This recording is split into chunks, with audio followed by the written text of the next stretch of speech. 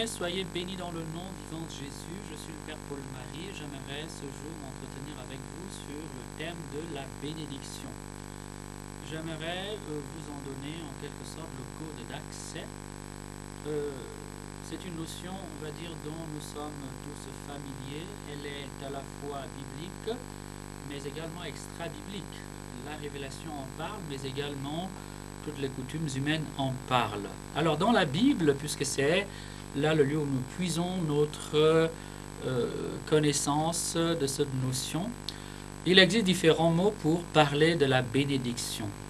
Dans l'Ancien Testament, il y a deux mots, mais le plus utilisé, c'est le mot barak.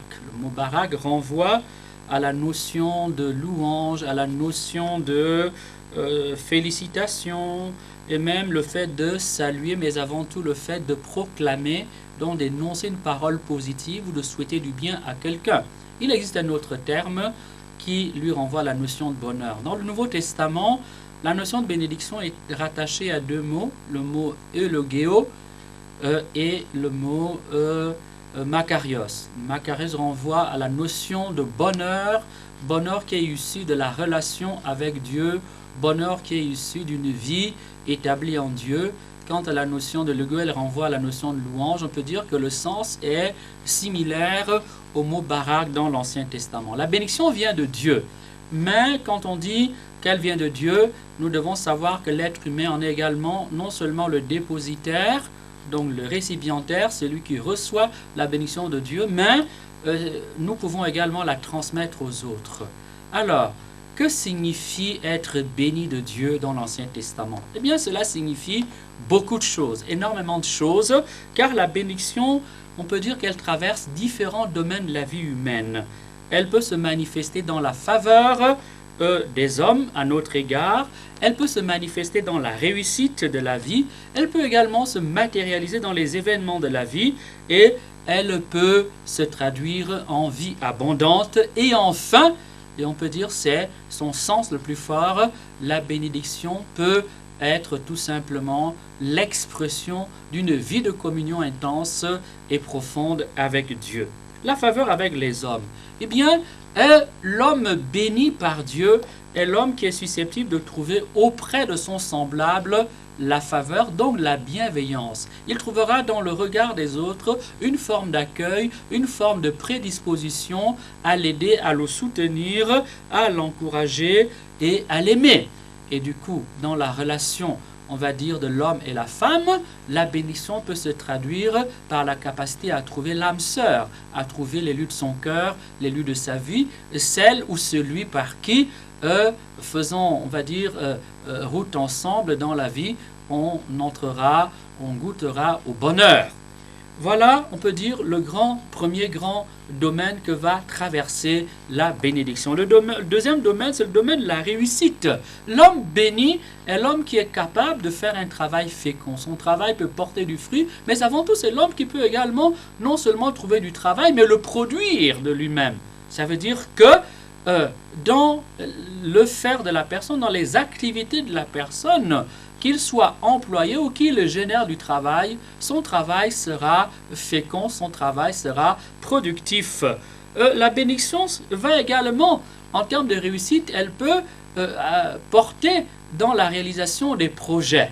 Dans la réalisation des projets, un homme peut avoir des idées et ne pas être capable, comment dire, de les matérialiser, de les concrétiser. Mais un homme béni par Dieu, c'est un homme dont la vie peut se traduire en réussite dans ses projets, en matérialisation et en fécondité, productivité dans les projets qu'il porte et qu'il va pouvoir mener à leur terme et en toucher, comment dire, en goûter les fruits ou les bénéfices.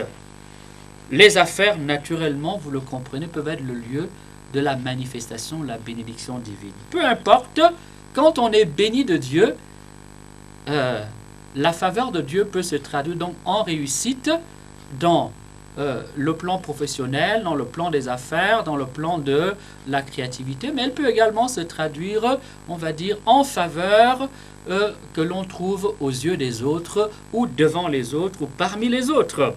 Naturellement, la bénédiction peut également affecter l'homme, entre guillemets affecter, impacter l'homme sur le plan des événements de sa vie. Vous avez des personnes qui ont tout pour réussir, mais elles arriveront toujours, comment dire, au mauvais moment, là où ils auraient dû être à un moment donné. Ils ne seront jamais au bon endroit, et quand ils sont au bon endroit, ils ne y seront jamais au bon moment. Eh bien, l'homme qui est porteur d'une bénédiction spéciale, eh bien, les événements lui seront favorables. Il lui arrivera d'être au bon endroit, au bon moment, donc avec les bonnes personnes, celles qui sauront lui ouvrir les chemins de la réussite, les chemins qui lui permettront d'atteindre les objectifs de sa vie. Les événements donc, ce sont ici également, c'est tout le domaine de la protection. Un homme béni peut jouir de la protection et des autres et des situations. Mais c'est un homme également qui peut jouir de la sécurité. De la sécurité. Nous sommes dans un monde violent, un monde dangereux, un monde où nous côtoyons plus ou moins la mort quotidiennement à travers, on va dire d'abord par exemple la circulation routière, mais également à travers la violence urbaine et la violence qui se fait de plus en plus envahissante dans le monde des hommes. Eh bien, l'homme béni par Dieu est susceptible de trouver des situations et des événements favorables. Il pourra faire des rencontres favorables, il se retrouvera dans des situations qui lui seront favorables, une protection spéciale accompagnera et marquera sa vie. Mais bien aimé, dire cela, c'est dire également que l'homme béni par Dieu est l'homme qui est susceptible de remporter la victoire sur ses ennemis, de prendre le dessus sur ses ennemis. Vous voyez, parfois, dans un match, ce n'est pas toujours le plus fort qui gagne. Nous venons de suivre les compétitions internationales de football et nous avons vu parfois les meilleures équipes s'incliner. Et nous avons vu les équipes qui dominaient ne pas réussir à l'emporter et faire preuve, comment dire, de malchance. Hein. Et parfois, les équipes moins méritantes, moins douées l'emporter sur les plus brillants. Donc, la bénédiction, en quelque sorte, fait la différence. Un homme béni est un homme que Dieu distinguera parmi les autres. Un homme béni est un homme, en quelque sorte, programmé à réussir dans la vie. La réussite n'accompagnera certainement pas tous les domaines de sa vie, parce que Dieu a voulu que l'homme reste toujours un peu pauvre sur un certain plan pour pouvoir être dépendant des autres. Néanmoins, il est conduit par la grâce de Dieu à réussir. Sa vie sera une vie d'abondance, une vie non pas de luxe, mais une vie de réussite. Mais on peut réussir sans être nécessairement l'homme le plus riche de la terre ou du monde. Mais bien aimé, c'est Dieu qui est l'auteur de la bénédiction.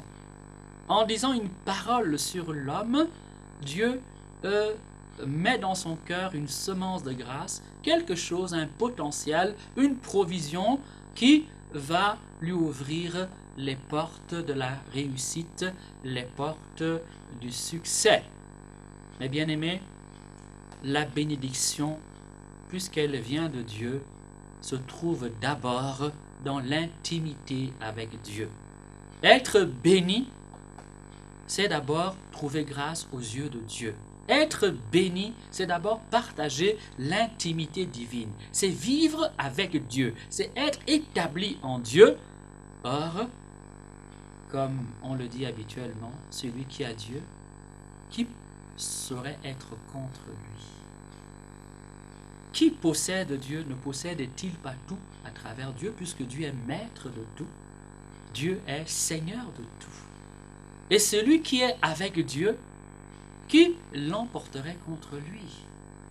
Comme dit l'Écriture, si Dieu est avec nous, qui sera contre nous? Alors, comme nous le voyons dans l'Écriture sainte, le patriarche Joseph, dont la vie avait été bénie depuis sa petite enfance, malgré les multiples persécutions qu'il connaîtra, malgré la jalousie, malgré l'esclavage, malgré les accusations injustes et malgré la prison,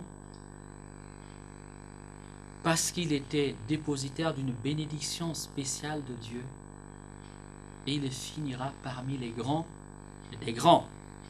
il deviendra le sauveur de ses propres frères, le sauveur de sa propre famille, laquelle l'avait vendu, laquelle l'avait trahi, laquelle avait attenté à sa vie. Mes bien-aimés, Dieu est l'auteur de la bénédiction. Dieu est le Dieu de toute bénédiction. Et il a fait à l'homme non seulement la grâce de la bénédiction, mais il a également donné la grâce à l'homme de pouvoir transmettre la bénédiction à son semblable. Les parents le font naturellement. Dans toutes les cultures, eh bien, les parents bénissent toujours leurs enfants. Les aînés bénissent toujours les plus jeunes. Ils disent des paroles, on va dire, de bien sur leur vie. Ils leur souhaitent du bien, ils les félicitent, ils appellent sur eux la réussite. Et cette parole a une certaine efficacité. Nous le savons de par le monde. Rien, n'est égal à la malédiction d'un parent, d'un père, d'une mère. Et c'est pour cela qu'elle est universellement redoutée. Mais bien aimé, dire cela, c'est introduire un élément nouveau. C'est dire que si la bénédiction vient de Dieu et que l'homme peut, la transmettre, la bénédiction se perd, elle peut se perdre. La Bible nous enseigne que Dieu a béni l'homme parmi toutes les créatures qu'il a établies, qu'il a créées en ce monde, lui donnant le pouvoir de dominer et de régner la création tout entière. L'homme a été béni parmi tous les êtres.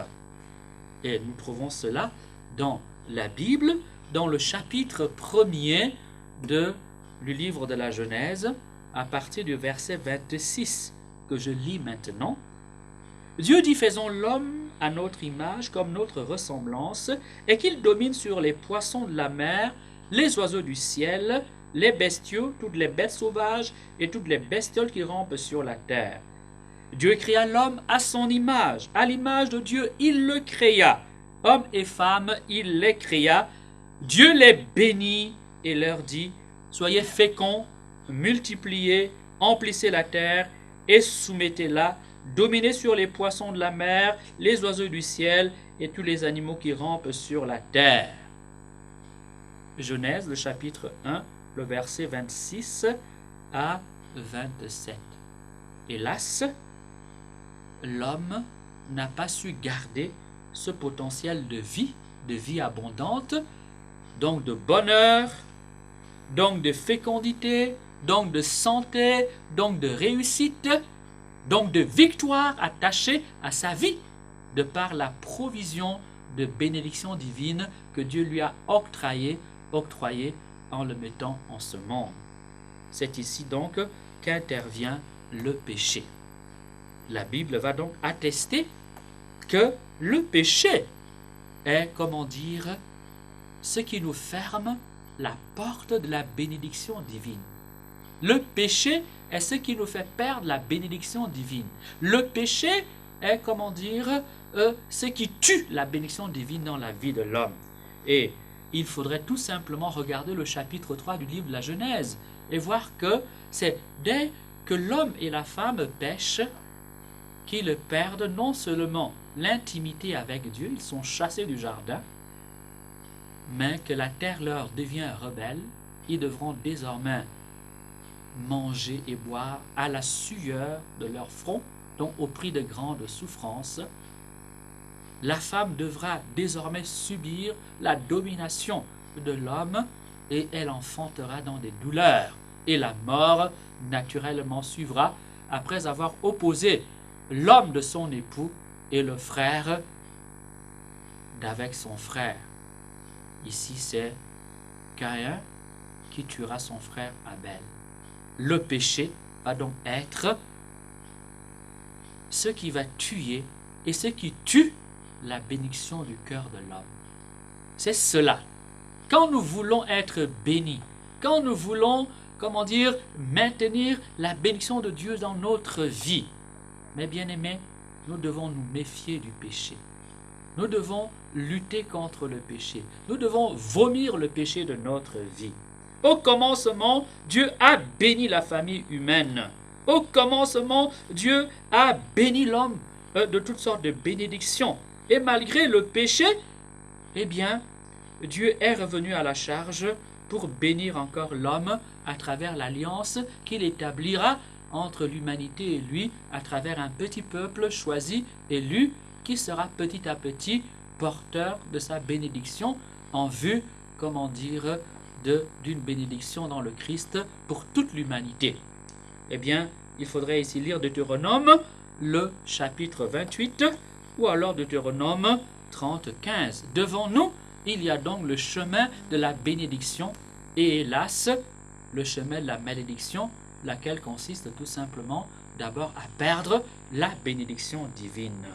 Lorsque nous péchons et lorsque nous offensons les autres, nous ne perdons pas seulement la bénédiction, la provision de bénédiction que Dieu a fait reposer sur notre vie, mais nous suscitons également la malédiction des autres. Comme je l'ai dit tantôt, eulogio, c'est dire du bien. En français, bénir, c'est en latin benedicere, dire du bien. Lorsque nous faisons du mal à notre prochain, eh bien, qu'est-ce que nous suscitons de sa part? Eh bien, nous suscitons de sa part une forme de haine, une forme de colère, un appel à la vengeance, un appel, comment dire, à la défiance. Et naturellement, celui à qui nous avons fait du tort, il ne pourra pas dire du bien de nous. Il ne pourra donc pas libérer une parole de louange, une parole positive, une parole de lumière, une parole d'encouragement sur notre vie. Parce que nous l'avons offensé, parce que nous l'avons affecté. Non seulement il dira comment dire du mal de notre vie ou de nous, mais devant Dieu également, il demandera que justice lui soit accordée. Donc l'offense faite à l'autre appelle également sur notre vie la malédiction. Elle nous prive donc de notre potentiel de bénédiction. Eh bien, au titre, on va dire, du mal fait aux autres, comme péché, il y a également la désobéissance aux parents. Les parents sont les premiers dépositaires, les premiers relais de la bénédiction divine à l'égard de leurs enfants. Les enfants leur ont été confiés. C'est Dieu qui a fait ce choix. C'est Dieu qui les a établis comme instruments et comme, entre guillemets, lieutenants de sa bénédiction. La parole des parents a une certaine efficacité dans leur comportement, dans leur avenir également. Ce qu'ils disent affecte psychologiquement et spirituellement la vie de leurs enfants. Il n'y a rien de pire qu'un enfant qui offense ses parents et qui offense ses parents sans aucun remords, sans aucune repentance. Eh bien, il capitalise tout simplement la malédiction. Mais lié à la désobéissance aux parents, il y a tout ce que Dieu a établi légitimement sur nous. Il y a les hommes de Dieu, les hommes approuvés par Dieu, que Dieu a établis, que Dieu a oint pour qu'ils puissent bénir les autres. Eh bien, ne pas, comment dire, les écouter parce qu'ils sont les relais, parce qu'ils sont les intermédiaires, parce qu'ils sont les envoyés du Seigneur, toute rébellion à l'égard de la parole de Dieu dont qu'ils nous transmettent et dont ils témoignent envers nous affecte notre bénédiction, notre vie avec Dieu. Et bien aimés, c'est donc dire que lorsque nous offensons le mystère de l'Église, lorsque nous nous coupons de l'Église, lorsque nous ne voulons pas écouter la bonne parole que nous portent les hommes de Dieu, nous sommes rebelles nous-mêmes à la bénédiction. Certes, Jésus a dit qu'il faut non pas faire ce qu'ils font, mais écouter ce qu'ils nous disent de faire. Car là est le plus important, parce que les hommes de Dieu sont tout simplement des pécheurs comme moi et comme vous. Mais bien aimés, l'Église, les parents et les autorités légitimes sur notre vie ont reçu de par Dieu comme relais, on va dire, de l'autorité divine, comme serviteurs et envoyés de Dieu, comme instruments de Dieu au service de notre vie. Ils sont les porteurs de notre bénédiction. Et nous devons donc nous efforcer de les écouter lorsqu'ils nous montrent le bon chemin, lorsqu'ils parlent au nom de Dieu, lorsqu'ils enseignent la parole de Dieu. Mais bien aimés, comme dévoreur de bénédictions et donc des sources de malédiction dans la vie de l'homme, il y a hélas également le diable. Et le chapitre 3 du livre de la Genèse nous montre que finalement, et premièrement, celui qui a détruit, celui qui a privé l'homme de sa bénédiction, eh bien c'est l'antique serpent, c'est le diable, c'est cette entité spirituelle déchue, créée par Dieu, mais qui s'est rébellée contre le projet de Dieu, contre le dessein de Dieu. Le malheur, le mot malheur a également même racine que mal et malédiction, maladie, malaise, mal-être, mal, mauvais. Eh bien, le malheur va rentrer dans la vie humaine à cause de la malignité, de la malice, de la méchanceté, de la tromperie du serpent, le Satan, l'antique ennemi de l'homme. Mais bien aimés, si nous voulons donc ne pas perdre notre bénédiction, nous devons nous efforcer, ici donc, de prendre notre distance par rapport à tout ce qui peut nous soumettre, nous mettre en contact ou en relation avec le diable et donc aussi avec ceux qui servent le diable. Car nous le savons de nos jours, il y a des hommes qui, à la face des nations et des peuples, se présentent comme des satanistes, qui vouent publiquement et visiblement un culte au diable. Il y en a qui le font de manière plus discrète, de manière plus secrète, à travers toutes les formes d'idolâtrie. Mais néanmoins, nous le savons, il y a vraiment des hommes qui ont été corrompus par le diable et qui travaillent pour non pas le règne de Dieu, non pas pour la consolidation de la bénédiction dans le cœur de l'homme, mais pour la destruction de la vie de l'homme. Il existe dans notre environnement des hommes et des femmes qui nuisent, qui détruisent, qui pillent, qui tuent. Et cela, parfois sans remords, et souvent sans remords. Certainement que vous en connaissez, ou alors les journaux en parlent régulièrement. Mais bien aimés, ils sont à tous les niveaux de la société, parmi les plus grands comme parmi les petits, parmi les riches comme parmi les faibles. Mais bien aimés, oui, le diable est le premier dévoreur de la bénédiction de l'homme. Et avec lui, ceux qui le servent. Parmi ceux qui le servent, bien sûr, nous connaissons en Afrique, il y a un mot qui fait peur à tout le monde, bien ce sont les sorciers.